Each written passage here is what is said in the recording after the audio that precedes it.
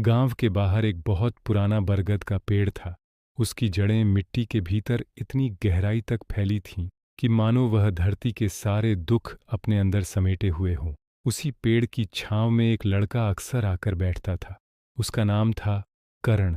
उम्र ज्यादा नहीं थी, मगर उसकी आंखों में एक अजीब सी थकान थी। जीवन ने उसे इतनी जल्दी इतने बड़े बोझ दे दिए थे कि वह मुस्कुराना लगभग भूल चुका था। वह हर रोज वहां बैठकर आसमान की ओर देखता और बस यही सोचता, क्या मेरी जिंदगी बस इसी तरह दुखों में ही कट जाएगी। उसके घर की हालत बहुत साधारण थी।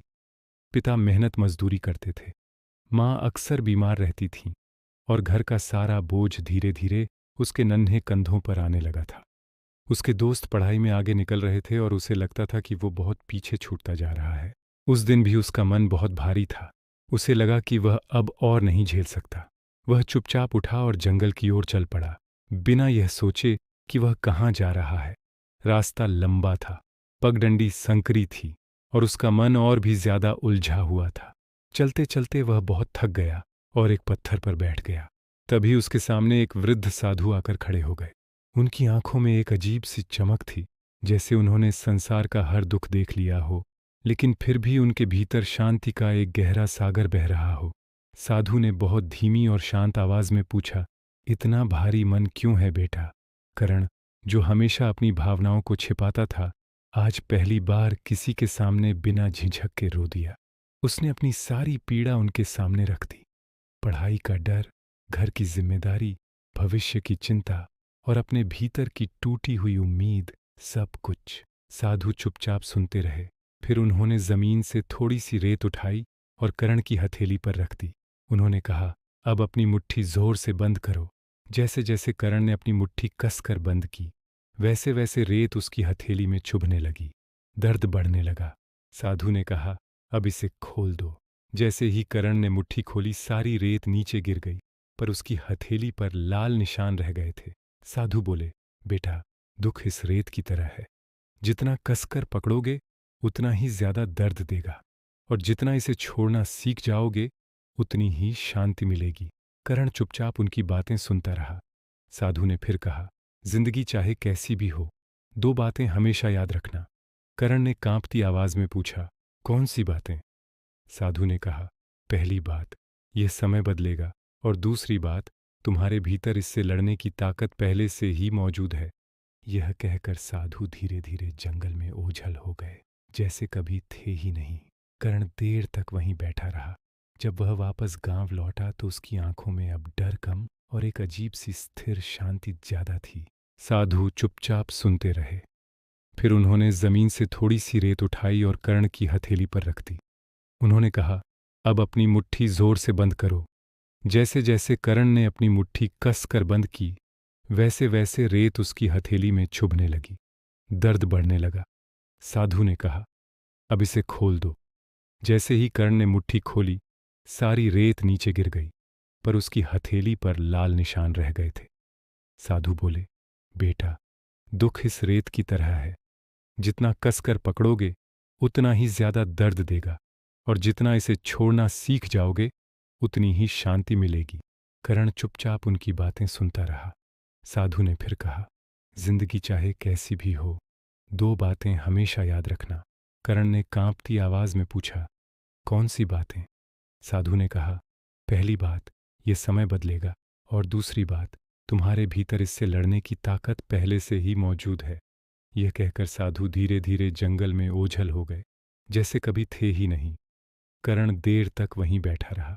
जब वह वापस गांव लौटा तो उसकी आंखों में अब डर कम और एक अजीब सी स्थिर शांति ज्यादा थी। दिन बीतते गए, समस्याएं खत्म नहीं हुईं, लेकिन करण जरूर बदल गया था। अब जब भी डर आता वह खुद से कहता, यह समय बदलेगा। जब भी थकान होती वह याद करता, मेरे भीतर ताकत है। कुछ समय बाद एक बार गांव में भारी बारिश और बाढ़ आ गई। लोगों के घर पानी में डूबने लगे। हर तरफ अफरा तफरी मच गई। करण भी एक पल के लिए डर गया, लेकिन वह भागा नहीं। उसने लोगों की मदद करनी शुरू कर दी। उसने छोटे बच्चों को सुरक्षित जगह पहुंचाया, बूढ़ों को सहारा दिया। उस दिन उसने पहली बार महसूस किया कि जब इंसान दूसरों की मदद करता है तो उसका अपना डर भी बहुत छोटा हो जाता है। समय बीतता गया। करण बड़ा हो रहा था, पर उसके भीतर की शांति और भी गहरी होती चली गई। लेकिन जीवन ने उसकी एक और परीक्षा ली। उसके पिता बुरी तरह बीमार पड़ गए, उनका काम बंद हो गया और घर की हालत फिर से बिगड़ गई। कई रातें ऐसी आईं जब करण अकेले बैठकर रोया। उसे कभी कभी लगा कि सब कुछ व्यर्थ है, वह हार रहा है। लेकिन हर बार वह उसी बरगद के पेड़ के पास जा बैठता और आंखें बंद करके उन्हीं दो बातों को दोहराता, यह समय बदलेगा और मेरे भीतर ताकत है। धीरे धीरे उसने छोटे छोटे काम करने शुरू किए, किसी की दुकान पर मदद करना, किसी के खेत में मजदूरी करना, और जो भी थोड़ा बहुत मिलता वह घर के लिए लाता रहा। उसे अब किसी काम में शर्म नहीं आती थी, क्योंकि उसने समझ लिया था कि मेहनत कभी छोटी नहीं होती। एक दिन वही बरगद के पेड़ के नीचे एक और लड़का बैठा रो रहा था। करण उसके पास बैठ गया। लड़के ने कहा, भैया, मैं हार गया हूं, मुझसे और नहीं सहा जा रहा। करण ने उसकी हथेली पर भी थोड़ी सी रेत रखी। उसने भी उससे वही कराया। पहले मुट्ठी जोर से बंद करवाई, फिर खुलवा दी, और फिर उसने वही बात कही जो कभी उस साधु ने उससे कही थी।